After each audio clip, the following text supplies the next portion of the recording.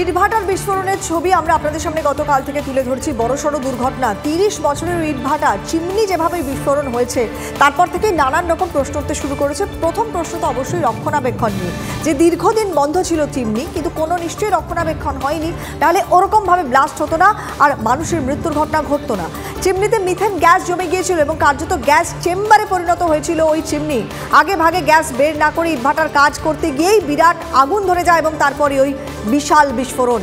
ঘটনাস্থল থেকে আমাদের প্রতিনিধি দীপঙ্কর একেবারে টাটকা ছবি আপনাদের সামনে তুলে ধরবেন। কি ছবি ওখানকার ওই বিস্ফোরণের পরে বিস্তারিত তুলে ধরবো আপনাদের সামনে দীপঙ্করের মাধ্যমে। দীপঙ্কর, ইতিমধ্যে তো আমরা জানি এক শ্রমিকের মৃত্যু হয়েছে, গুরুতর জখম হয়েছেন আরও অনেকে, কিন্তু বিষয়টা হচ্ছে যে এই যে এতদিন ধরে এই ইটভাটাটা বন্ধ ছিল, তার রক্ষণাবেক্ষণের বিষয়টি কেউ একটু মাথায় আনলেন না। এটা তো জানা কথা যে রক্ষণাবেক্ষণ না হলে একটা বড়সড় দুর্ঘটনা ঘটতে পারে, এবং ঠিক তাই হলো। মালিক পক্ষ কি বলছে কি? প্রথমত তোমায় বলি যে 4 জন শ্রমিকের মৃত্যু হয়েছে গতকালকের এই ঘটনায়। এবার তোমায় দেখায় পাশের একটি ইটভাটা, দেখো সুকান্তকে বলবো একটু জুম করে দেখানোর জন্য। এই যে চিমনি, এই চিমনির ওপর দিয়ে যে ধোঁয়াটা উঠছে, এই ধোঁয়া ওঠার যে রাস্তা সেটা পরিষ্কার রাখতে হয়, কিন্তু এক্ষেত্রে এই যে ভাটা যেটা বিস্ফোরণ হয়েছে সেটা তোমাকে এবার দেখাতে বলবো সুকান্তকে। এই ভাটার ওপরের যে অংশ সেটা কিন্তু পরিষ্কার ছিল না, অর্থাৎ তার ভেতরে গ্যাস জমেছিল এবং সেই কারণেই যখন নিচ থেকে ফায়ার করা হয় তারপরেই কিন্তু এই হুড়মুড়িয়ে ভেঙে পড়ে, এই বিস্ফোরণ হয়। এই ঘটনাকে কেন্দ্র করে ইতিমধ্যেই 4 জনের মৃত্যু হয়েছে, আরও বেশ কয়েকজন আহত রয়েছে।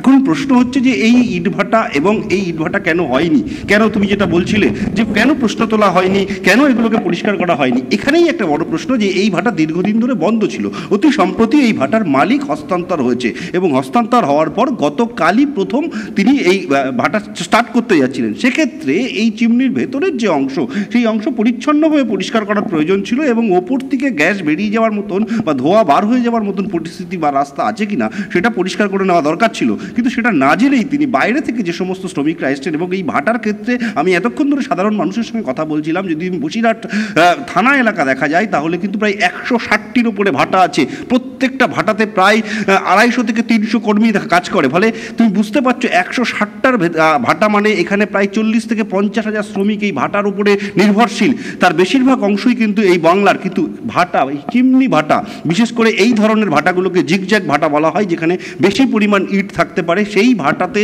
এই যখন বাইরে থেকে অর্থাৎ উত্তরপ্রদেশ থেকে যারা আসেন তারা এই চিমনির ফায়ার করেন, অর্থাৎ যতদিন পর্যন্ত এই আগুন জ্বলবে চিমনির ভেতরে ততদিন পর্যন্ত কিন্তু এই উত্তরপ্রদেশের এই 7 থেকে 8 জনের একটা টিম তারা থাকেন।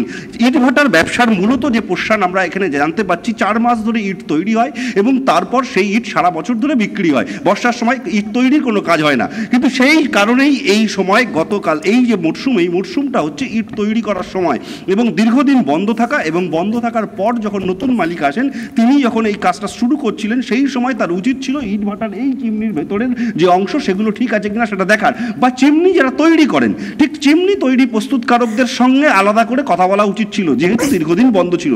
সেটা না করেই এই চিমনি স্টার্ট করা হয়েছে এমনটাই মনে করছেন, এবং প্রশাসনের তরফ থেকে গোটা বিষয়টি খতিয়ে দেখা হচ্ছে এই বিস্ফোরণের পেছনে আর কি কি কারণ থাকতে পারে। ফরেনসিক টিম আসবে, তারাও এসে দেখবেন যে এই বিস্ফোরণের পেছনে শ্রমিকদের সঙ্গে তো তুমি কথা বলেছিলে দীপঙ্কর, তাদের বক্তব্য আমাদের কাছে এসে পৌঁছেছে, তারা কি বলছেন একবার একটু শোনাই। গ্যাস, একটা চিমনি ধোয়ার গিয়ে একটা গ্যাস থাকে ভেতরে, সেই গ্যাসটা বেরোতে পারিনি, ওই তারির জন্য ওই গ্যাসটা বেরোতে পারিনি বলে চিমনিটা বাস্ট হয়ে গেছে। গ্যাসটা বার করে নিতে হয়, ওই বার করে নিলে তারপরে ওই আগুন দিলে আর কিচ্ছু হয়নি। 1 বছর ছিল গ্যাসটা বেরোতে পারিনি, ওই গ্যাসটা জমে ছিল, ওই আগুন দিয়ে গেছে, চিমনিটা বাস্ট হয়ে গেছে।